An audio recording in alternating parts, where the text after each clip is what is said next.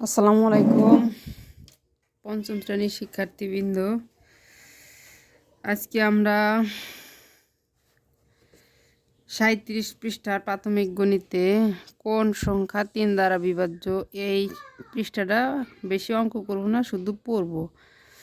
এখানে চতুর্থ শ্রেণীতে আমরা শিখেছি 2, 3 মানে 2, 5 ও 10 দ্বারা বিভাজ্য নির্ণয় করতে শিখে গেছি। চলো 3 দ্বারা বিভাজ্য।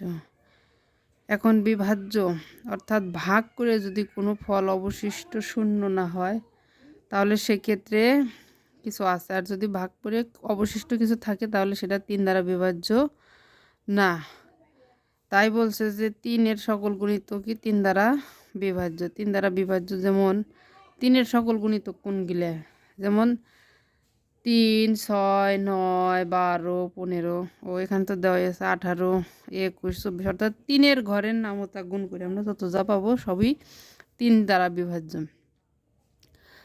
আর 500, 600, 700 বা 60, 65, 120 এগুলো 3 দ্বারা বিভাজ্য কিনা আমরা কিভাবে বুঝবো? অতি সহজে এই যে 60/3 অবশিষ্ট, যেমন এই 65/3। এখন এটাকে যদি আমি 3 দ্বারা ভাগ করি কত? 2, 3 দুগুণে 6, 0, 5, 3 দুগুণে 6 না, 3 একবার যায়, একবার গেলে 3 অক্ষে 3, 2, তাহলে কত আছে? 2 অবশিষ্ট আছে। তাহলে এই 65 সংখ্যাটা 3 দ্বারা বিভাজ্য নয়, বিভাজ্য নয় এটাই।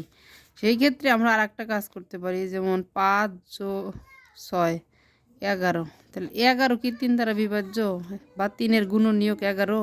না, তাহলে বিভাজ্য না। এই যে 3 দ্বারা বিভাজ্য না। তারপরে বলছে কত? 120। এখন 120 কি?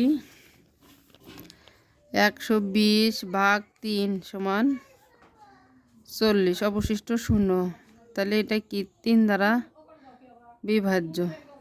1 + 2 + 0, তাহলে কত? 3। তাহলে এই সংখ্যা 3 দ্বারা বিভাজ্য, এটা আমরা হ্যাঁ দিতে পারি। তারপরে 432 একটা সংখ্যা, এটি কি 144, অবশিষ্ট 0 অবশিষ্ট, তাহলে 3 দ্বারা বিভাজ্য, 3 দ্বারা বিভাজ্য। এইভাবে আমরা এখন এই নিচের সংখ্যাটাকে একটু দেখি, বিভিন্ন উপায়ে 3 দ্বারা বিভাজ্য কিনা সে সম্পর্কে চিন্তা করি। এই যে এখানে ভাগ করে কি হয়,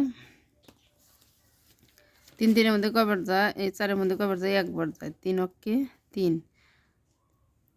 তাইলে এখানে বাঁচছে কত? 3। আর এখান থেকে আর 3 কেটে আনলাম, তাহলে এটারে কত দা গুণ করলে 12 হয়? 4 দিয়ে গুণ করলে 12 হয়, 3 4-এ 12, বিয়োগ করলে বাঁচে কত? 1।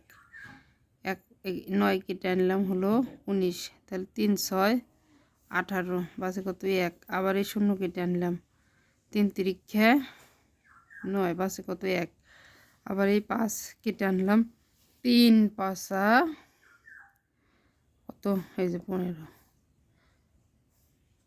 তাহলে এখানে কি বলছে?